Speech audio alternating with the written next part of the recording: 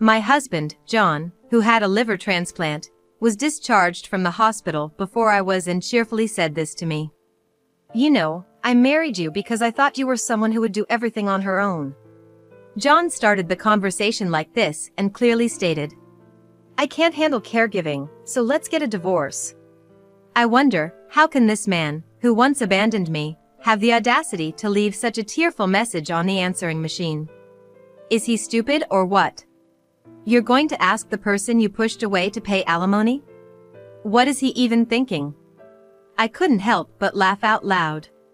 "You can use my name." "No, please do use it, that would be better."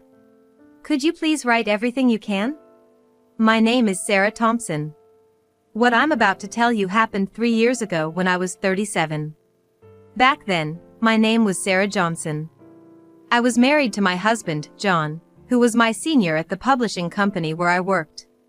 In addition to my main job, I spent my days writing comics as a hobby and a side job. The stuff I wrote wasn't incredibly amazing, but it wasn't bad enough to get cancelled. I leisurely wrote one heartwarming 4-panel comic a month by myself. I originally joined the publishing company because I wanted to work in a field related to what I loved. However, being a creator and working in editing or sales were different things. I gradually became tired of my job. That was when John, a senior from a different department whom I was dating, proposed to me. What I wanted from him was not just to be a wife, but also to manage the house. "I can totally support you on my own," he said. And indeed, he could. John, who wrote articles on politics both domestically and internationally, gradually started writing about Japan as well. Eventually, he went freelance. His sharp insights during late-night political debates and his frank manner of speaking became popular on social media, and he started getting invited to various TV shows. He also launched his own political commentary YouTube channel and gained a steady fan base. I watched his growing reputation from the sidelines while I took care of the housework. I drew my comics on a tablet, mostly alone. After getting married, even my parents and in-laws who used to ask about children eventually stopped bringing it up. In fact, during family gatherings, my in-laws would apologize to me, saying they felt sorry that their son was putting everything on my shoulders. We didn't have children. We just couldn't. It would be a lie to say I wasn't sad about it. When I first got married, I wanted to have children with him and build a bright, happy family. However, his lifestyle was just too different from mine. Coming from a fairly wealthy family, John was a hard worker and a partygoer. To him, I was the perfect wife who kept the house and didn't talk back. I knew what I was getting into when I married him. Running away from my previous situation played a part in my decision to get married, but can you really call it a marriage when, despite not being on a work assignment or separated, he only comes home once or twice a week? While I wrote my cheerful comics, I occasionally found my own creations unbearable. However, something seemed off about John when he came back home one day. He looked terribly fatigued right from the moment he woke up, and he had no appetite. "I've been busy lately, and I've been out drinking with the crew and guests from the video shoots. I've been thinking about this for a while, but don't you think you've been drinking more than before?" "I can't help it, it's socializing. But building relationships is the most important part of my job right now." When he put it that way, I couldn't say anything back, especially since I used to be in that industry. And the part that I disliked about my previous job was precisely this. But as a wife, I couldn't just stand by and watch him increase his drinking. Every time I saw John, I reminded him to be careful about it. Then, each time, he would retort, "What do you know about my job?" I was caught in a cycle of not being able to say anything in response. And after a few years of these daily exchanges, something finally went wrong with John's health. That happened just 3 years ago. He genuinely fell ill, collapsed at work, and was taken directly to the hospital, where the doctor told him the following words: "It's cirrhosis." "What?" John immediately reacted. Meanwhile, I, being called as a family member, was strangely calm. I felt a mix of resignation and a kind of I knew it feeling. According to the questionnaire, you've been drinking quite a lot. It seems like you've had alcoholic liver disease for a while now. Why didn't you come to the hospital sooner? I've been busy with work. But at this rate, the doctor said with a sigh. Mr. Thompson, you don't have much time left. We, being a family of wordsmiths, immediately understood what that meant. Doctor, what should I do then? I still have so much work left to do. Doctor, this man is... Oh, I've seen you often on TV. You seem to be a very busy person. That's right, so I want to get better as soon as possible. There's the option to be hospitalized and take time to recover, but I don't have time for that. My work is. But with your current condition, you need surgery.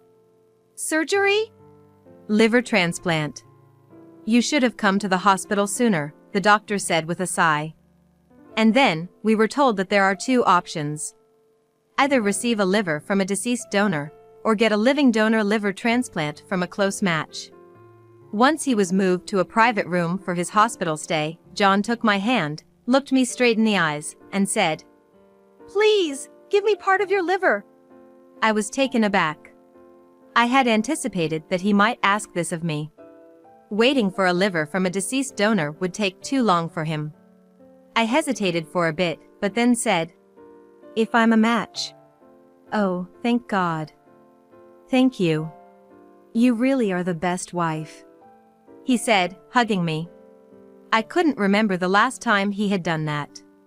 That's how much we had lost touch with each other.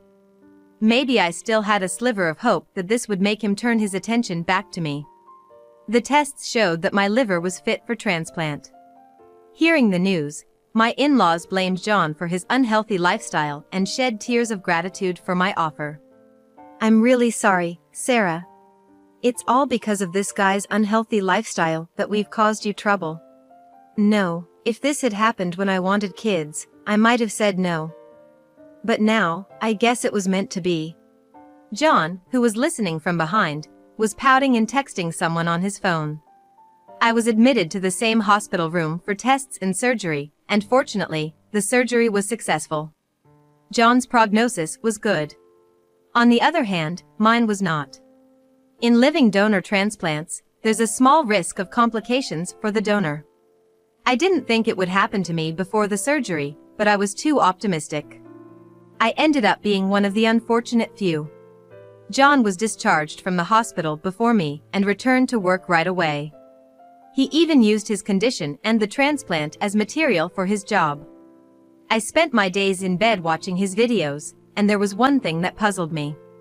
John, with a big smile on his face, said he was grateful to the liver donor. However, he never once mentioned that the transplant was a living donation from his wife. What's up with that guy? Exactly, he should have mentioned Sarah in a situation like this. My in-laws understood as they watched the video together. It's okay, I couldn't do much even when I lived with him, and I couldn't have kids. It's not about that. My mother-in-law was especially angry on my behalf. Anyway, has he even visited you in the hospital since he was discharged? He hasn't, right? My in-laws were grateful, but having them get angry on my behalf every single time was exhausting. Besides, he's paying for the hospital bills. It was a long hospital stay, and my mother came from far away to be with me, which made me feel guilty. That's true, but you are a married couple, so he should be doing that. Watching my mother and in-laws argue for my sake was really hard, but it wasn't something I could simply dismiss. While enduring my poor condition, all I could do was distract myself with my tablet every day. I never thought I'd be so grateful to be someone who usually draws on a tablet alone. I even shared about my hospitalization on my social media account as a manga artist. Words from unknown fans made me incredibly happy. Nevertheless, my recovery was slow, and I was told I needed a second transplant. On a certain day, waiting for that surgery, a visitor came while I was constantly feeling weak all over my body. At that moment, my mother was out, and I was alone. "Hey, long time no see." "You?" "Yeah, I'm feeling better than before thanks to your liver." "Really?" So, you don't drink alcohol now? Yeah, openly saying that. No one even invites me for drinks. That's good. I was furious inside, listening to John speaking cheerfully. Whose fault did he think this was? But at that time, I didn't have the energy to express my anger. So, why do you think I came here today? What? I married you because I wanted someone to take care of the house properly. I inadvertently sat up. You can't do that right now, can you? What are you talking about? I mean, I married you because you were someone who could do everything on her own. It even helped me escape from my parents' pressure to get married. And it was a good thing we didn't have kids. I wanted them, you know. I had wanted kids. I really did. We had even talked about it. That's why I'm here today. What? Well, he began, speaking clearly. I can't handle caregiving or anything like that. So, let's get divorced. That was what John told me 3 years ago. Now, I've returned to my maiden name, Johnson, living alone in an apartment, and I've started working on my manga again. I was working on a draft for my series that day, when suddenly my phone rang. It was John. I ignored it. After about 20 rings, the call ended. But 10 minutes later, it started ringing again. I didn't want to hear his voice anymore, so I set my phone to send him straight to voicemail with a message asking him to leave a message. Then he said, "Please, pick up the phone. I'm in deep trouble right now and I need your help. You're making good money these days, aren't you? We used to be close, remember? Please, I'm begging you." Actually, my wife. At that point, I could feel the anger that I had felt back then beginning to burn inside me again. I reached out to someone through the messaging tool on my tablet. "Oh, what's wrong, Sarah?" "Thank you for asking. Mr. Smith, I've been receiving strange calls from my ex-husband, John." "That sounds serious. I'll be right there." Mr. Smith is someone I know from the publishing company that published one of my books. John served me with divorce papers out of the blue, and feeling shocked and devoid of energy, I ended up signing them. "I'll give you your share of our assets, so use that to pay the hospital bills," he said. By that point, our shared assets had been significantly reduced due to hospital and surgery costs. In other words, even after paying all that, John just wanted to get rid of me. Honestly, at that time, I didn't even care about going through a second surgery anymore. But when I posted on social media that I was scared about the surgery, I got a lot more responses than I had expected. "Please don't talk like that. Please hang in there and go through with the surgery. We'll wait forever for you to resume your series." Those words made me so happy that I drew a short comic about my situation and posted it. And then, I got more responses.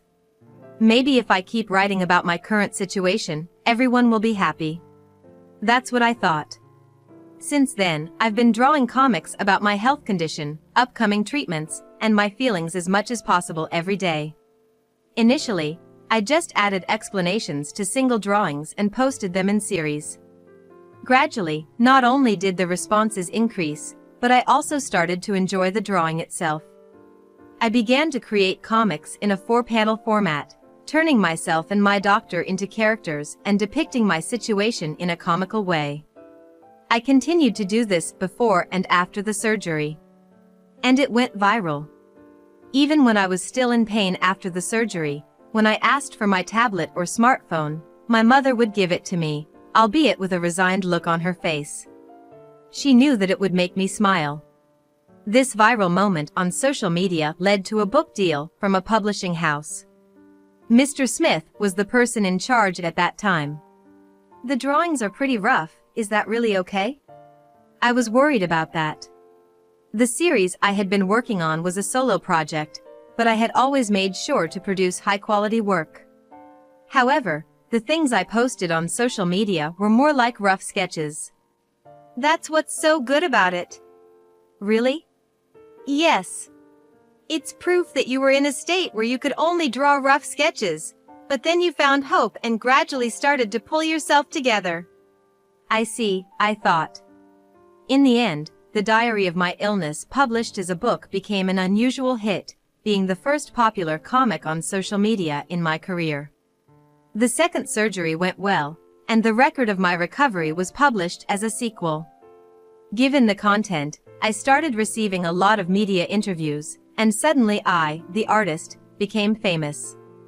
And now, I live alone in this apartment, bought with the royalties from those books. The book even sold well in its paperback edition, and thanks to that, I have no financial worries in my current life. I'm busy enough dealing with tax reduction strategies. However, this is quite a terrible situation. Mr. Smith commented as he arrived, and we went through the content of the relentless calls from John. I knew he had remarried a much younger woman, but I didn't know it was this bad. After the divorce, I heard from my in-laws that John had remarried a woman 20 years his junior. Her name is Natalie, and from what I gathered, she had been dating John even before our divorce. Initially, she was a hostess and a customer relationship with John, who met her through work, turned serious. Natalie, for her part, thought that if she could snag John, who was doing well financially at the time, it didn't matter that he was somewhat older, she could take the wife's seat from me. That's why he started coming home less and less. It's a good thing we broke up, really. But then John's liver gave out, and he needed a transplant. That's where I came in. After a liver transplant, it becomes difficult for a woman to get pregnant. I had already given up on having children, making me the perfect candidate. Maybe he wanted to have children with Natalie.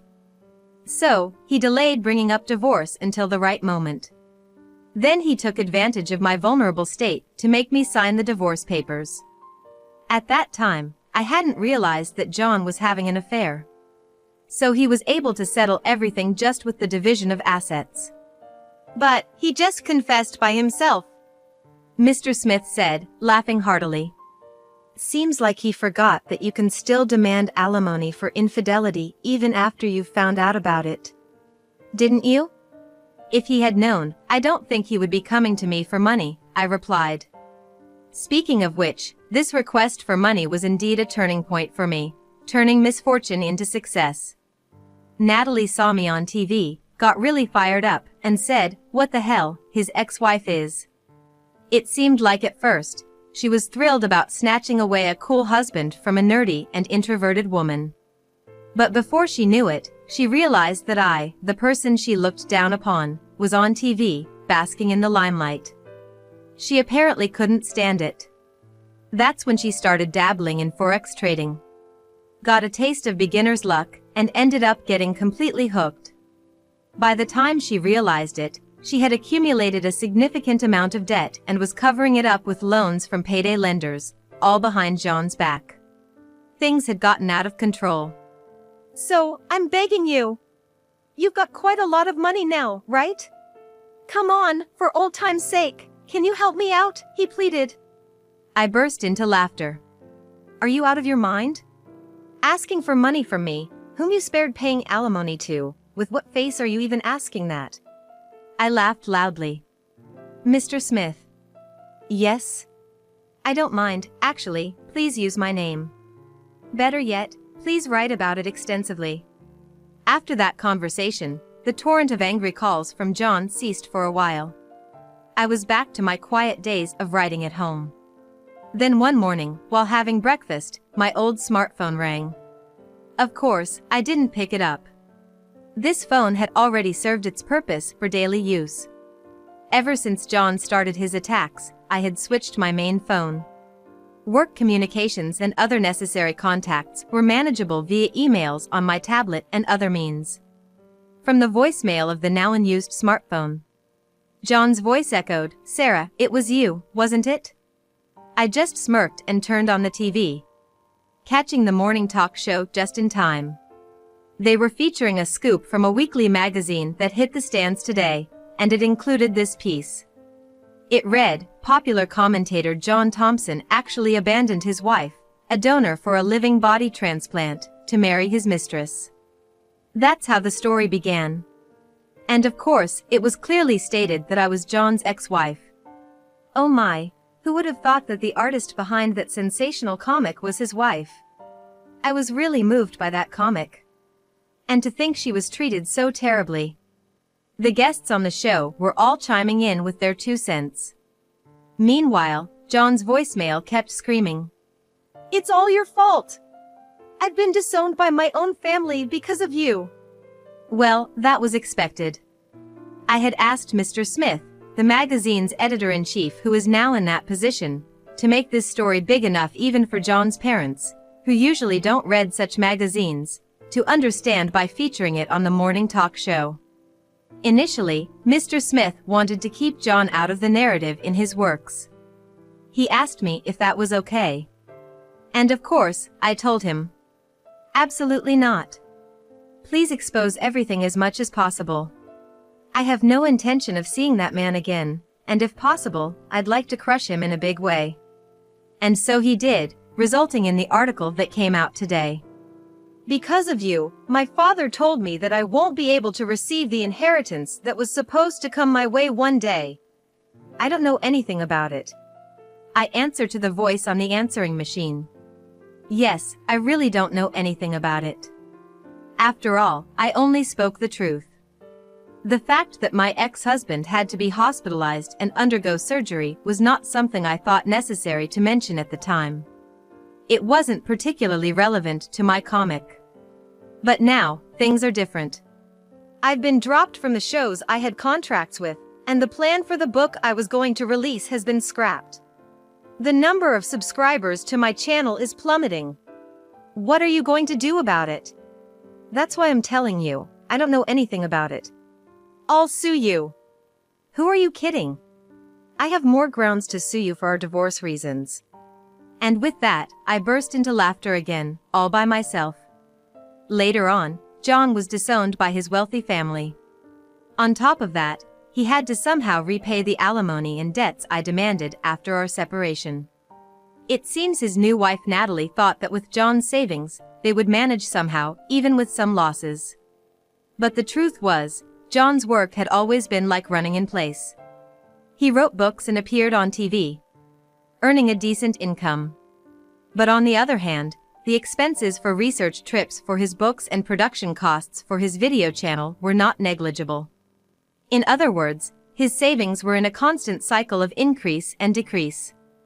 At the time of our divorce, his popularity surged as he made a comeback as a commentator after recovering from his illness. His viewership and subscriber numbers increased, and even after deducting medical expenses, he was making a good profit. But popularity is fickle, and the entertainment world is harsh. His reputation fell. As he left his overcoming illness narrative for another woman, especially when his new wife Natalie made foolish mistakes despite having an intellectual husband, he lost a significant portion of his female fan base. Nevertheless, he still had to pay off his debts.